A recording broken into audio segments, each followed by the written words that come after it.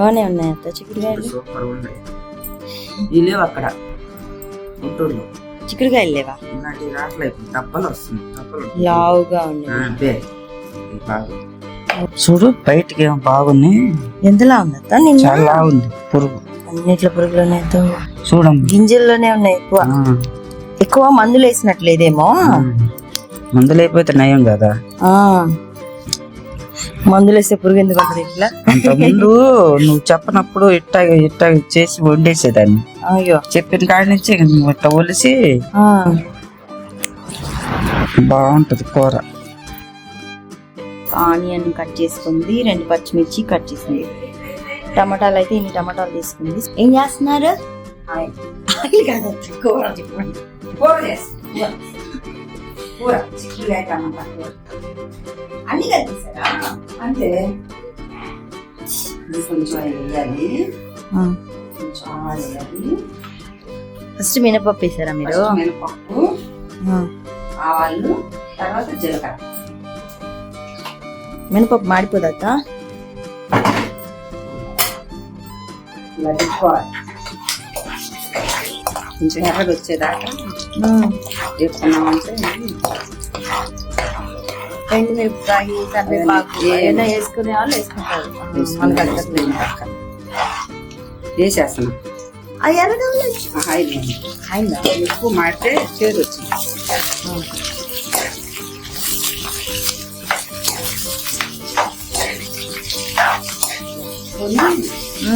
మగ్గుతా ఉంటుంది. కొంచెం ఉప్పు, పసుపు వేసేద్దామన్నా ఇప్పుడే. కొంచెం దాంతో 2 పడుతుందంటారా? తర్వాత చూసుకుందాం. ఓకే. చిన్న కర్రీ, చిన్న స్పూన్ పెట్టాలి, చిన్న పెద్దది పెట్టామా? తీసేస్తా ఉంటా కదా అప్పుడప్పుడు, అందువల్ల చిన్నది ఇస్తా. కొంచెం పసుపు తీసుకొని కొంచెం తిప్పుకుంటా ఉంటే కొంచెం బాగా మగ్గాక, ఇప్పుడు ఎంత బాగా మగ్గితే ఆ తర్వాత టమాటాలో మగ్గితే అది చూసి నువ్వు ఫస్ట్ ఎర్రగా రాలేదు అన్న చూసావా? ఇంతో పాటు ఎర్రగా అయ్యేది.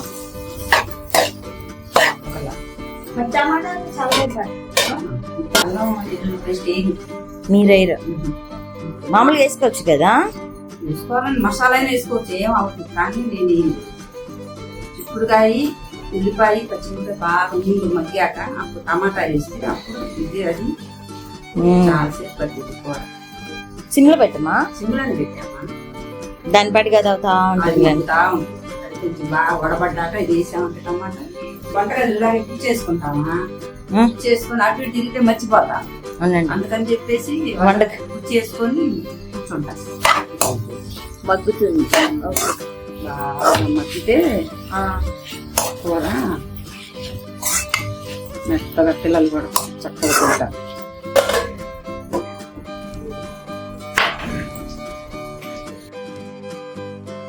బాగా వేగింది అత్త ఇది. చూసా? బాగుంది. ఈ టైంలో టమాటాలు వేయాలి. ఓకే, వేగడానికి టైం పడుతుంది కదండి. ఇప్పుడే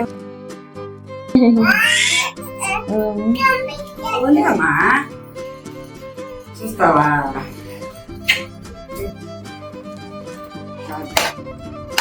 కలర్ఫుల్ గా కనిపిస్తుంది. కారం కట్ట నీళ్ళు మట్టిందనుకో కాసేపు కారం వేసి మగ్గనిచ్చేసిన తర్వాత ఇలాగే ఉడకనివ్వాలి. చూసారు కదా ఎంత బాగా నూనె పైకి వస్తుందో. ఫైనల్ గా కొత్తిమీర వేసి గార్నిష్ చేసేసేయడమే.